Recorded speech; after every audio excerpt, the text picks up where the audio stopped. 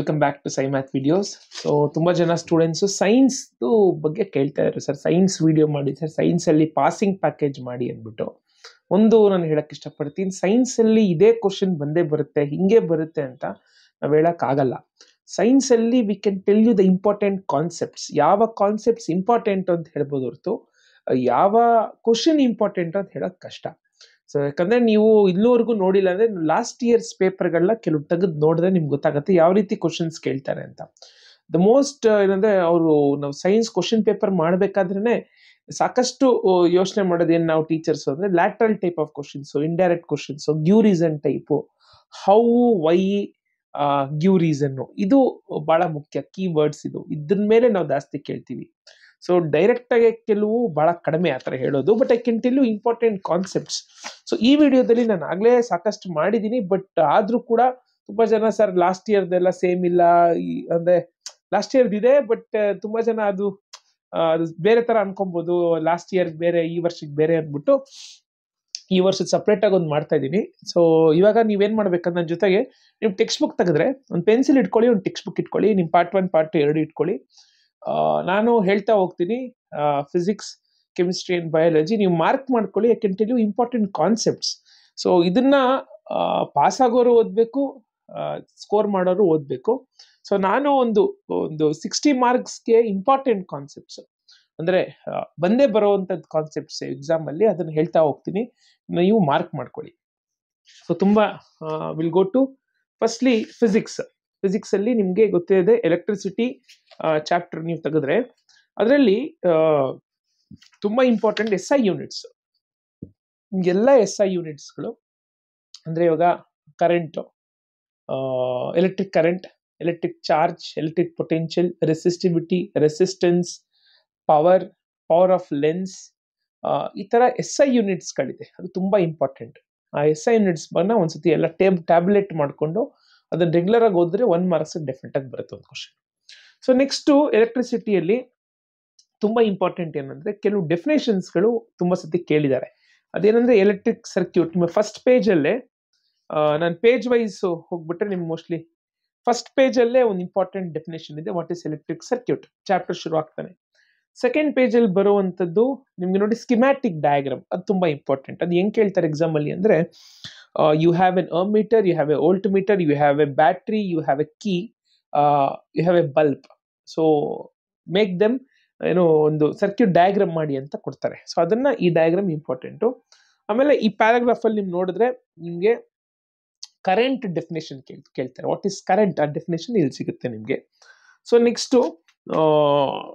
Next ಪೇಜಲ್ಲಿ ಬರೋದು ನಿಮಗೆ circuit diagram ಆದಮೇಲೆ ಸಿಂಬಲ್ಸ್ ಆ್ಯಂಡ್ ಕಾಂಪೊನೆಂಟ್ಸ್ ತುಂಬ ಇಂಪಾರ್ಟೆಂಟ್. ಅದನ್ನು ಯಾವ್ದಾರ ಒಂದು ಲೆಫ್ಟ್ ಟು ರೈಟ್ ಆಗಿ ಕೇಳ್ಬೋದು, ರೈಟ್ ಟು ಲೆಫ್ಟ್ ಆಗಿ ಕೇಳ್ಬೋದು. ಅಂದರೆ draw a neat diagram of plucky ಅಂತ ಕೇಳಿದ್ರೆ ನೀವು ಪ್ಲಕ್ಕಿ ಮಾಡ್ತೀರಾ, ಅಥವಾ ಅವ್ರು ಏನು ಮಾಡ್ಬೋದು ಅಂದರೆ ಒಂದು ಪ್ಲಕ್ಕಿ ಕ್ಲೋಸ್ಡ್ ಡಯಾಗ್ರಾಮ್ ಕೊಟ್ಬಿಟ್ಟು ಅದು ಯಾವುದು ಅಂತ ಕೇಳ್ಬೋದು. ಅದಕ್ಕೆ ಕಾಂಪೊನೆಂಟ್ಸ್ ಡಯಾಗ್ರಾಮ್ ನಿಮ್ಗೆ ಗೊತ್ತಿರಬೇಕು. ನೆಕ್ಸ್ಟ್ ಓಮ್ಸ್ ಲಾ ಡೆಫಿನೇಷನ್ನು ಮತ್ತು ಎಂಟೈರ್ ಪೇಜಲ್ಲಿ ಏನಿದೆ ಒಂದು electric circuit for studying Ohm's law ಅಂತ ಏನಿದೆ, ಆ ಸರ್ಕ್ಯೂಟ್ ಡಯಾಗ್ರಾಮ್ನ ನೀವು ಒಂದ್ಸತಿ ಪ್ರಾಕ್ಟೀಸ್ ಮಾಡಬೇಕು. ಅದು ಒಂದ್ಸತಿ ಆಕ್ಟಿವಿಟಿನ ನೀವು ಓದ್ಬಿಟ್ರೆ ನಿಮ್ಗೆ ಏನು ಗೊತ್ತಾಗುತ್ತೆ ಅಂದರೆ as the potential difference increases the voltage also increases. So ಈ ಕಾನ್ಸೆಪ್ಟು ಓಮ್ಸ್ ಲಾನ ಕರೆಕ್ಟಾಗಿ ತಿಳ್ಕೊಬೇಕು, very very important. So next ಪೇಜಿಗೆ ಬಂದರೆ 12.5. ಸೊ ಇದ್ರಲ್ಲಿ ನಂದು ಬೇರೆ ಬುಕ್ ಇದು, CBSE book, but same. Factors affecting resistance of a conductor, ಇದು ತುಂಬ ಇಂಪಾರ್ಟೆಂಟ್ ಕಾನ್ಸೆಪ್ಟ್. ಬೇಕಾದ್ರೆ ಬರ್ಕೊಳ್ಳಿ, ಇಲ್ಲಿ ಟೆಕ್ಸ್ಟ್ ಬುಕ್ಕಲ್ಲಿ ಮಾಡ್ಕೊಳ್ಳಿ.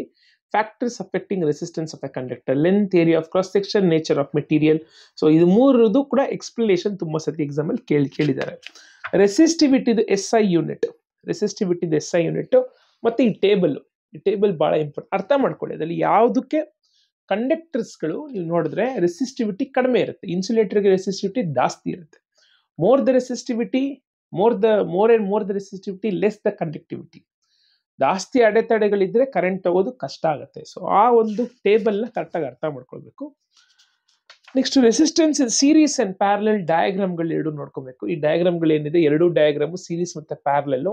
ಅಲ್ಲಿ meter is always placed in series and voltmeter is always placed in parallel. I mean, what is different instruments? What is the use of ammeter, voltmeter, use of variable resistor, use of rheostat? What is the use of ಗ್ಯಾಲ್ವೆನೋಮೀಟರ್, ಇದ್ರ ಬಗ್ಗೆ ನಿಮಗೆ ಗೊತ್ತಿರಬೇಕು. So ನೀವು ಅದೆರಡು ಡಯಾಗ್ರಾಮ್ನ ಚೆನ್ನಾಗಿ practice ಮಾಡಬೇಕು.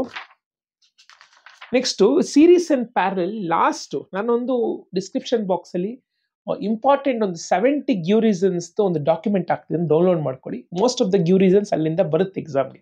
So ಅದನ್ನ description ಬಾಕ್ಸಲ್ಲಿ ಹಾಕಿರ್ತೀನಿ, ಡೌನ್ಲೋಡ್ ಮಾಡ್ಕೊಳ್ಳಿ. It's a PDF.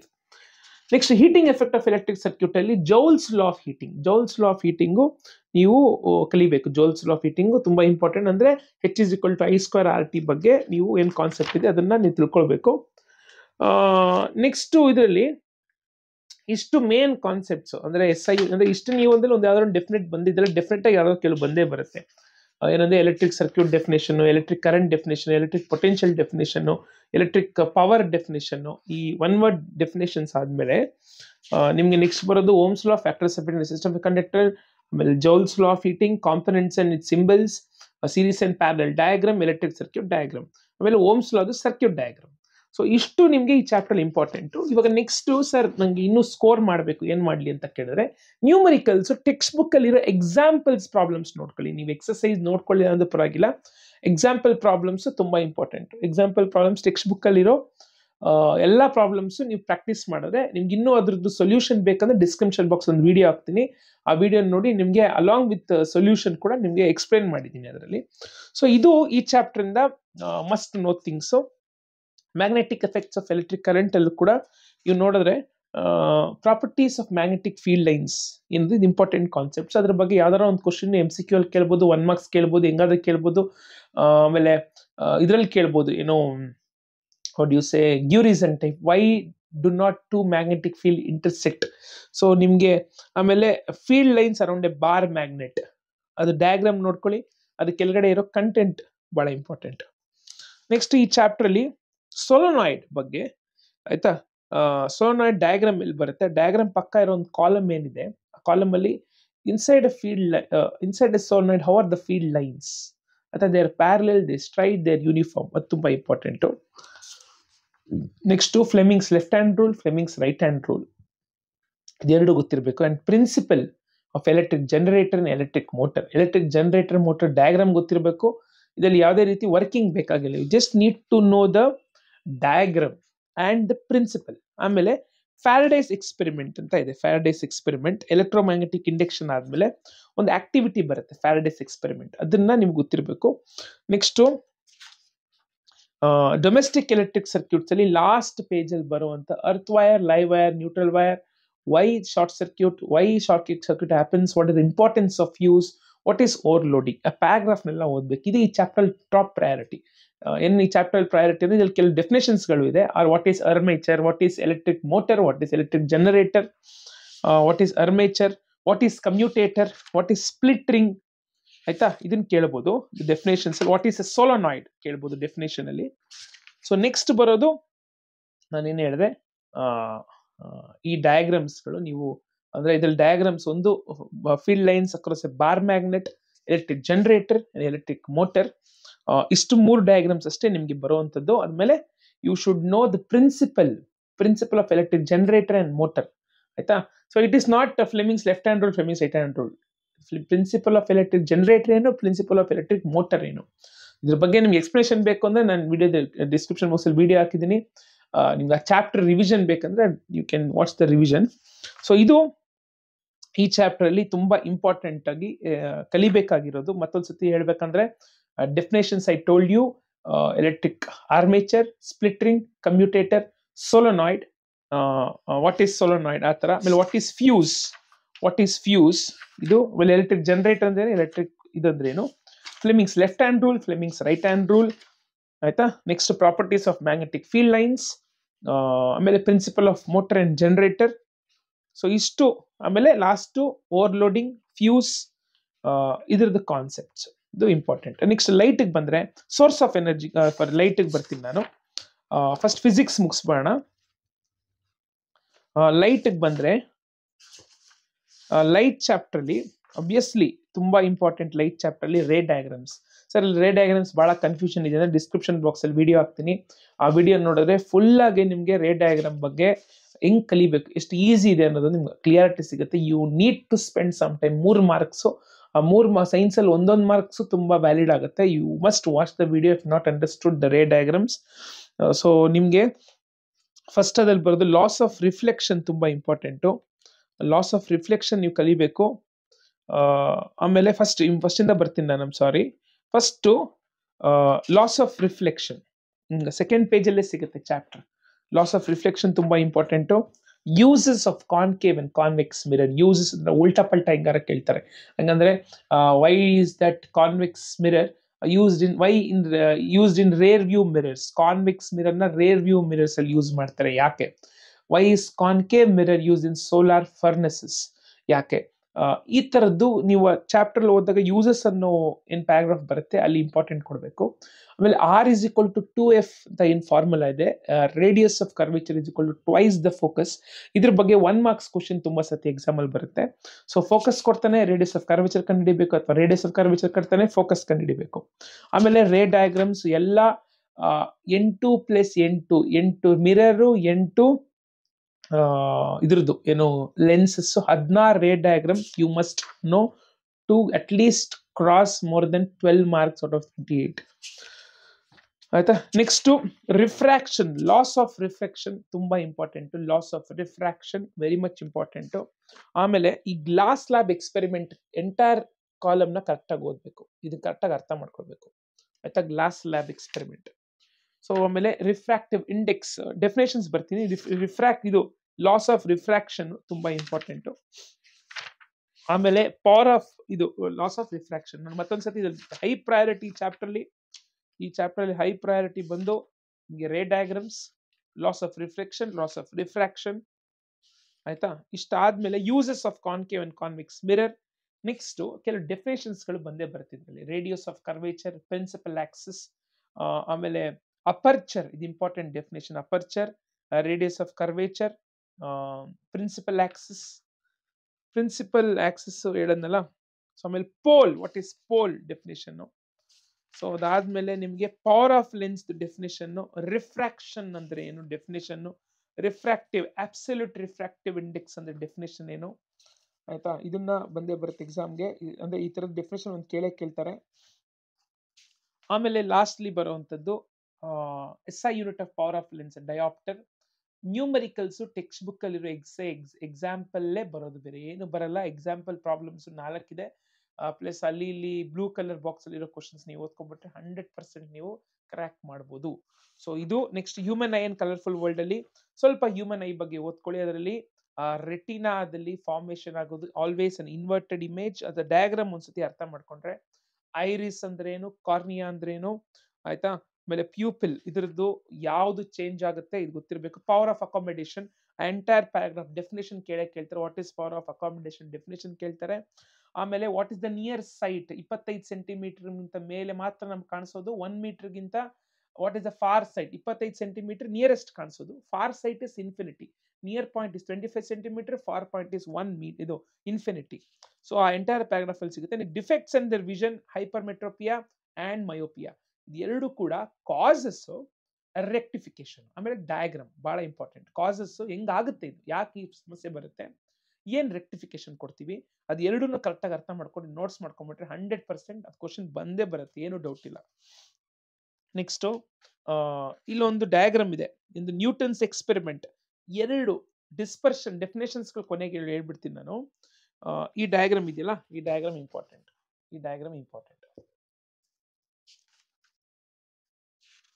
Next Gyu reasons ತುಂಬಾ ಇದೆ ಈ ಚಾಪ್ಟರ್ ಅಲ್ಲಿ. ಗ್ಯೂ ರೀಸನ್ಸ್ ಒಂದು ಡಾಕ್ಯುಮೆಂಟ್ ಹಾಕಿದ್ದೀನಿ, ಅದನ್ನ ನೀವು ಓದ್ಕೊಳ್ಳಿ.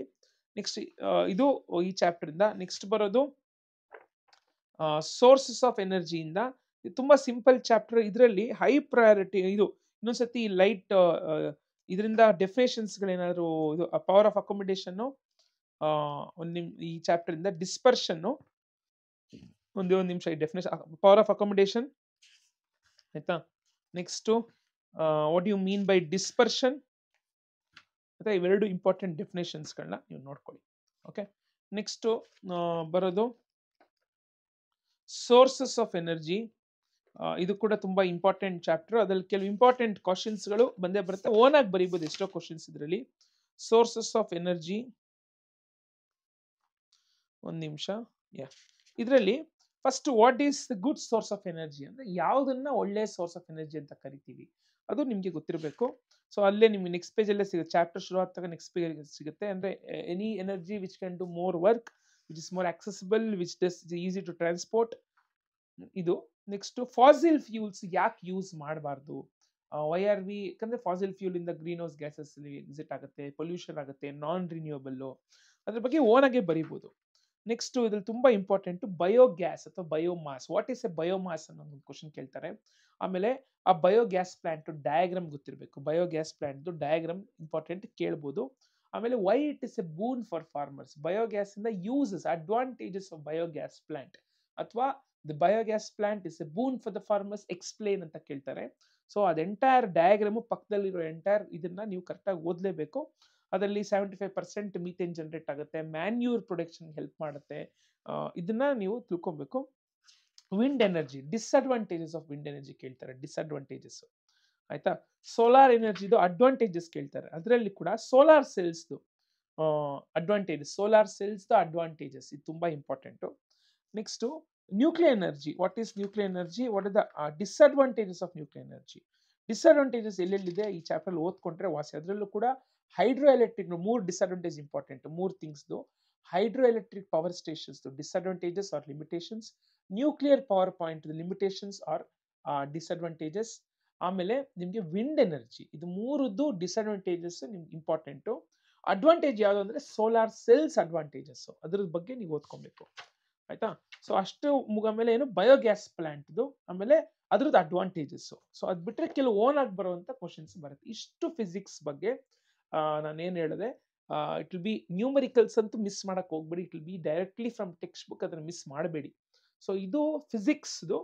ಸೊ ಇನ್ನು ಕೆಮಿಸ್ಟ್ರಿ ಬಯಾಲಜಿದು ಇನ್ನೊಂದು ವಿಡಿಯೋ ಮಾಡ್ತೀನಿ. ಈ ಡಿಸ್ಕ್ರಿಪ್ಷನ್ ಬಾಕ್ಸ್ ಅಲ್ಲಿ ಫಿಸಿಕ್ಸ್ದು ರಿವಿಷನ್ ವಿಡಿಯೋಸ್ ಎರಡಿದೆ, ಒಂದು ಎಲೆಕ್ಟ್ರಿಸಿಟಿ ರಿವಿಷನ್ ವಿಡಿಯೋ, ಆಮೇಲೆ magnetic effects revision video, numericals ಒಂದು ವಿಡಿಯೋ, ಆಮೇಲೆ ಗ್ಯೂರಿಸಸ್ ಎಲ್ಲ ಎಂಟೈರ್ ಸೈನ್ಸ್ ಒಂದು ಡಾಕ್ಯುಮೆಂಟ್.